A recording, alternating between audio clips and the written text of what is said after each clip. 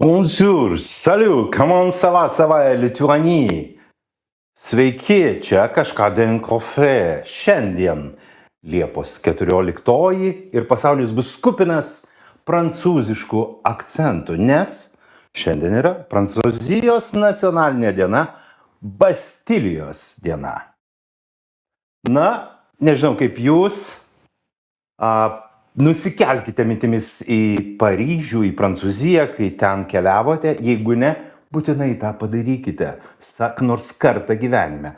Manasis buvo prieš metų 30, Paryžius, žinot, ankstyvieji keliautojų laikai, ekskursija. Mes vaikštom po Montmartre ir ten viena mūsų grupės narė atkreipė dėmesį į tai, kad labai mažai žalumos.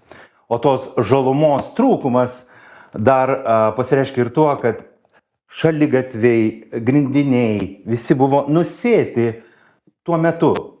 Keliaukim, tai 30 metų atgal, nežinau dabar. Tuo metu buvo nusėti šunelių palikimais. Tokie aiškiai, raiškiai matomi. Turbūt nebuvo dar mados tuos palikimus susirinkti.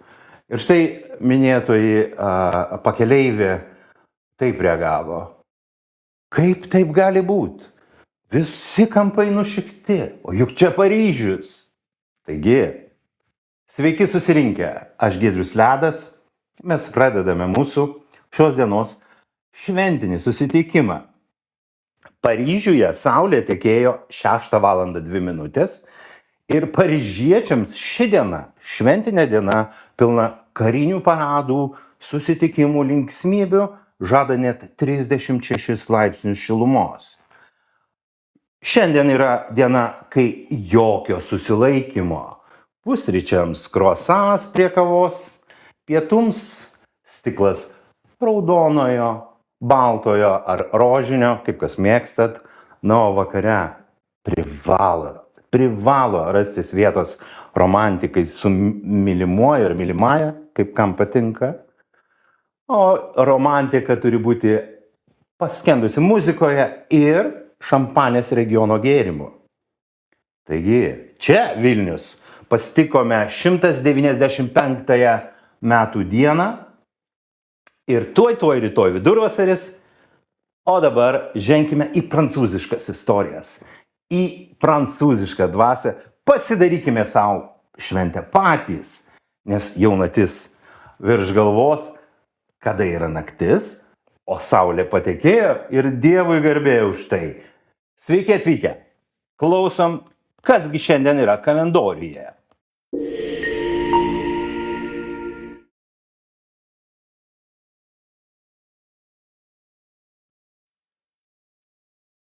O kodėlgi nėra naujienų ir orų?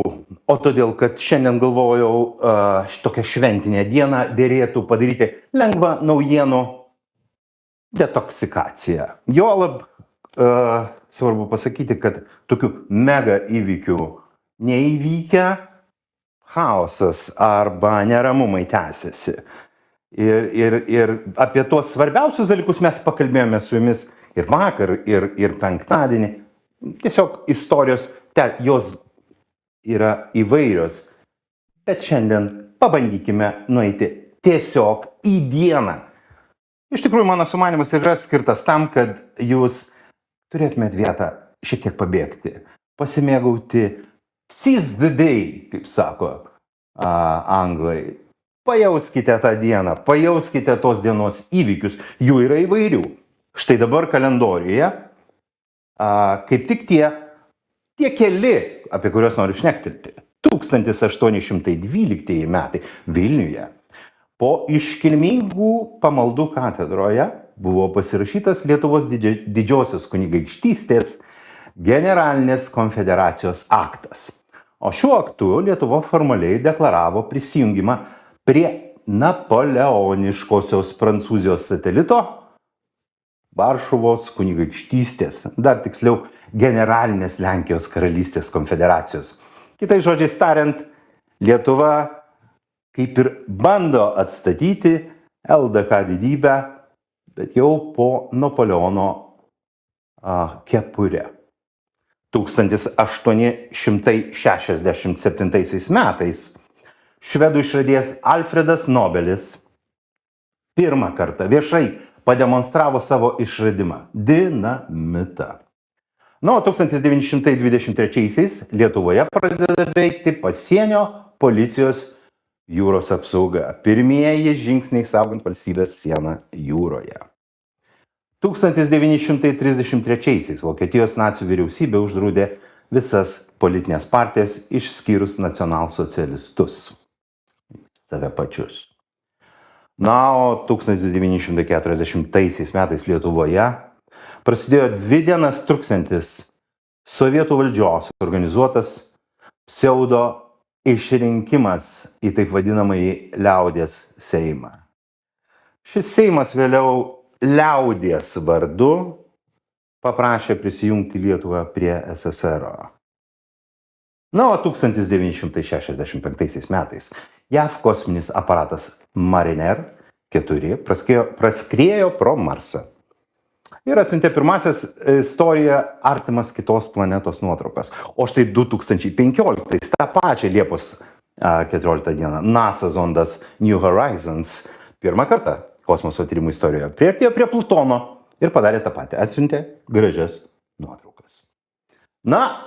O jeigu mėgstate švęsti ar paminėti kokių nors garsių žmonių gimtadienį, meno mylėtojams ši diena ypatinga, nes šiandien gimė garsus austrų tapytojas, simbolistas Gustavas Klimtas. Prancūzija šiandien dominuoja mūsų susitikime ir kaip ironiška, šiandien vakare 22 val. Lietuvos laiku pasaulio futbolo čempionate prancūzai ir ispanai susikaus pusfinalio varžybose. Štai toks kalendorius. Dabar jūsų mėgstamiausia dalis – istorijos.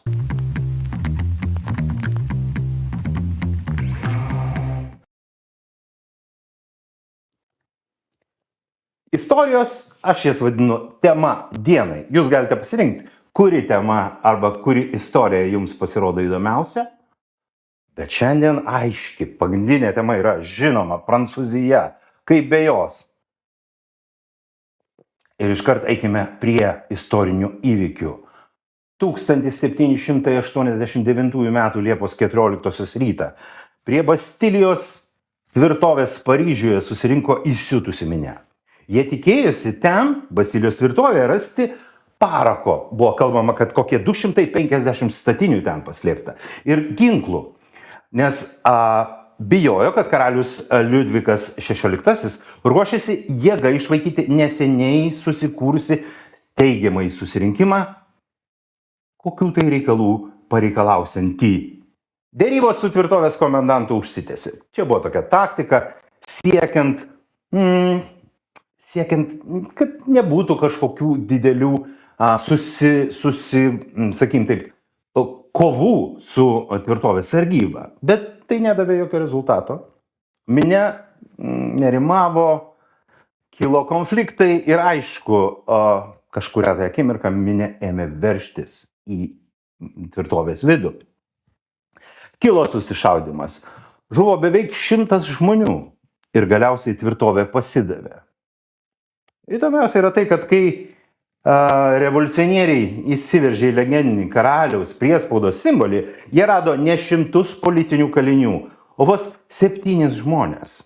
4 dokumentų klastotojus, 2 laikomus tiesiog bepročiais ir 1 aristokratą, grafą de Solaš, kurio šeima pati paprašė jį įkalinti dėl įtarimų incestu ir žmogžudyste.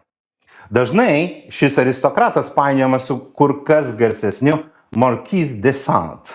De Sadas taip pat ilgai sėdėjo Bastilijoje būtent už seksualinius nusikaltimus bei sadizmą, tačiau iš Bastilijos buvo iškeltas likus vos 10 dienų iki šturmo. O pati Bastilija jau seniai buvo pusiau tuščias, senstantis pastatas, kurį valdžia planavo griauti. Bet tai nesvarbu. Simbolis buvo svarbesnis nei realybė. Netrukus po užėmimo verslininkas Pierre François Palot pasamdė darbininkus tvirtovei nugriauti. Per kelis mėnesius tvirtovės mūrai buvo išardyti, o akmenys vėliau buvo panaudoti Concord tiltui statyti arba parduoti kaip suvenyrui. Labai panašu į Berlyno sienos triuką. Akmuo po akmens, griūtis tapusi absoliutizmo pabaigos ženklų visai Europai. Šiandien, praėjus daugiau nei 230 metų, Prancūzijoje Liepos 14 svarbiausia nacionalinė šventė. Šventė skirta ne pačiam šturmui. Oficialiai yra švenčiama federacijos. Šventė įvykusi 1790 metais, minint taiką ir šalies vienybę praėjus 1 metams po krūvinų įvykių. Štai va toks simbolis stipresnis už faktus.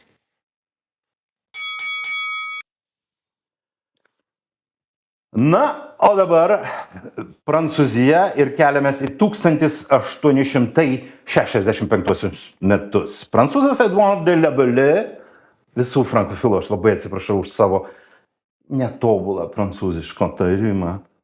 Bet vėlgi, taigi, de la Ballie pasiūlė idėją padovanoti Jungtinėms valstijoms artėjančio jų 100-ojo nepriklausomybės metų jubiliejaus proga milžinišką statulą, įamžinančią laisvę ir tautų draugystę. Tai 11 metų iki šio jubiliejaus. Ir, žinot, jie pasiskaičiavo, kad užtektų laiko viską pagaminti, išgabenti ir įrengti ten, Jungtinėse valstijose. Taigi, skulptorius Frédéric Auguste Bartholdi ėmėsi šio darbo, bet greit suprato, kad ne viskas taip paprasta. Reikia labai stipraus inžinieriaus, kuris sugalvotų, kaip 46 metrų vario konstrukcija išlaikys New Yorko uosto vėjus ir nesugrius nuo savo svorio.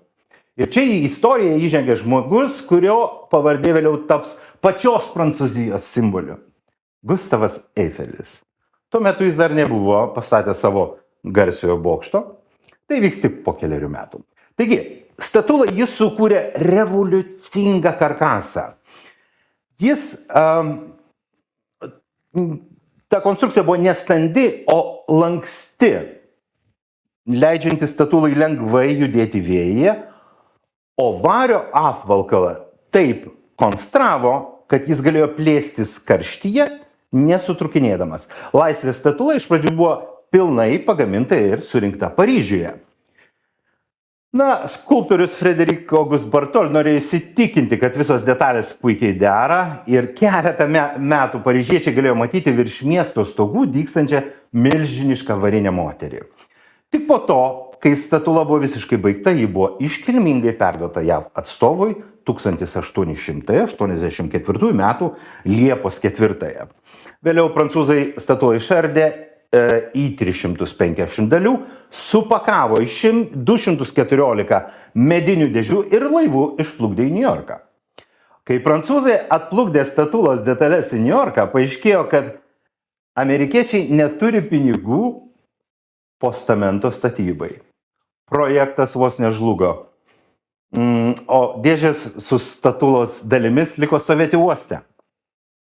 Tada įsikišo garsusis laikraščio leidėjas Joseph Pulitzer. Savo laikraštyje The World jis paskelbė, kad išspausdins kiekvieno žmogaus vardą, paaukosiu bent 1 centą statulos pamatams. Tai suveikė genialiai. Per 5 mėnesius daugiau nei 120 000 paprastų piliečių crowdfundingo būdu surinko trūkstamus pinigus. Statula buvo oficialiai atidengta ir įteikta Amerikai 1886 metų spalio 28. Tai yra po 21 metų. Pasaulyje žinomiausias Amerikos laisvės simbolis stovintis Niujorko uoste viduje slepia prancūzišką dvasią, būsimo Eifelio bokšto kūrėjo inžinerinį genijų ir sukauptą patirtį.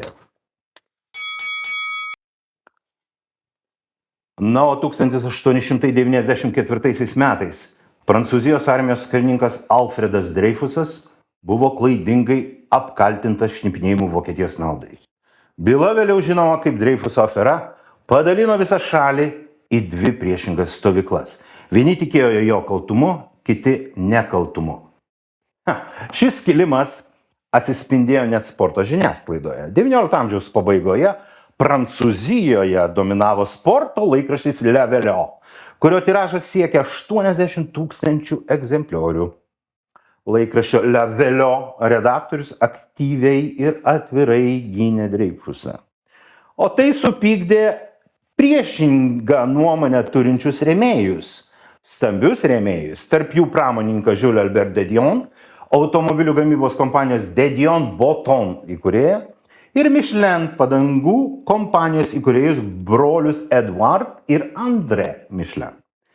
Jie nutraukė paramą ir sugalvojo 1900 metais įkūrė konkurentą laikraštį Le Auto Velio.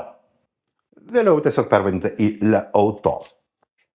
Su visa ta parama, su bandymu įpratinti publiką prie naujo leidinio. Čia maždaug tam lygyje, kaip dabar aš jūs bandau įpratinti šitam rytiniam ritualui. Jiems sekėsi nelabai. Netgi visai nelabai. Laikraštis nebuvo populiarus, jis niekaip jam nesisekė laimėti arba, sakykim, tai priartėti prie savojo konkurento. Na ir eilinio brainstorm krizinio susitikimo metu vėl buvo iškelta idėja, kągi daryti. Ir 1902 metais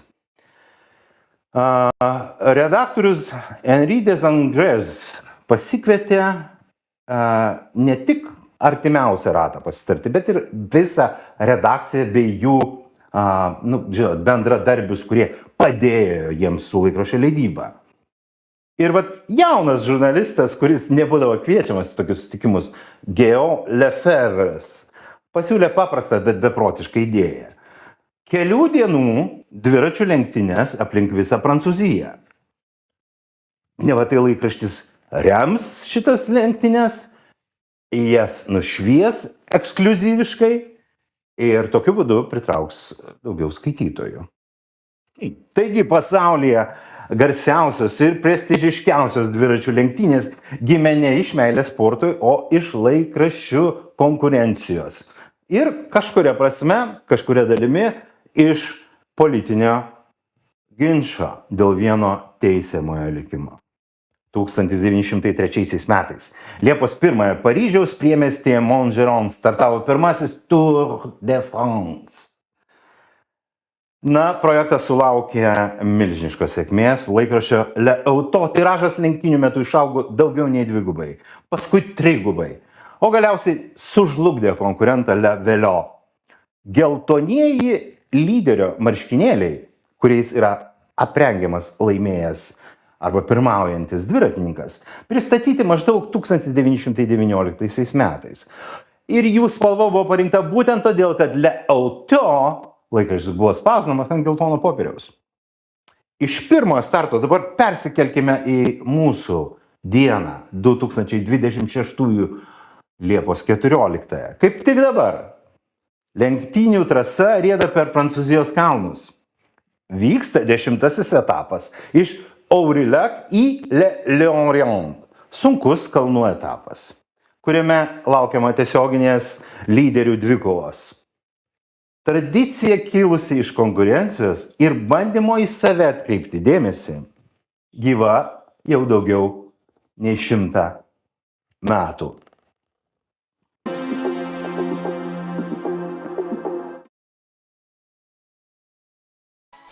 Tai tokia diena, mėlėjai mano. Atsiminkite kelius dalykus. Kad jeigu, pirmiausia taip, terapija, ne? Šiandien be ritualo, nes ritualas, apie kurį galėčiau jums pasiūlyti, yra šventė, kurią šiandien mes minim. Juk šventės mes kuriame patys, tai iš tikrųjų proga. Išsirinkite datą iš kalendoriaus ir švęskite ją savo širdyje, su savo artimaisiais arba su savo draugais. Ji juk yra ir tuo ypatinga ta diena, kad yra šiandien.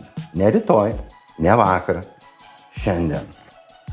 O jūsų girdėtos istorijos man pasirodė svarbios tuo, kad ne viena jų savo pradžioje nežadėjo nieko epiško.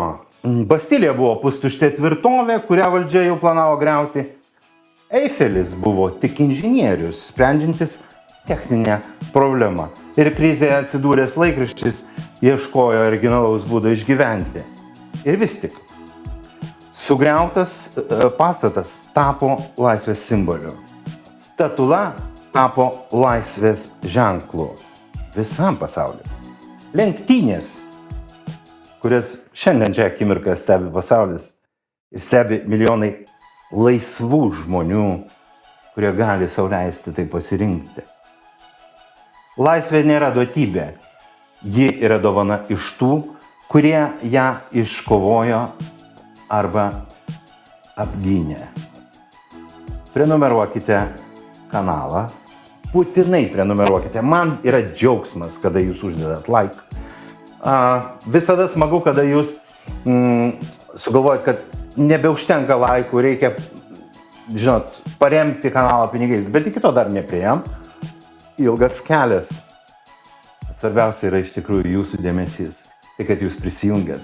Mes būrėm tą komandą, kuri nori pabėgti per tą keletą minučių pabėgti į kitokį, į istorijų pasaulį. Aš tikiuosi, kad jums yra įdomu. Prisijungit, pakvieskit savuosius draugus, artimuosius, pasidalinkit, kad yra toks rytinis ritualas. Kažką prie kavos. Vive la liberté! Vive la France! Bon fête nationale! Geros šventės, geros dienos ir iki rytojaus, brangiai broliai ir seserys.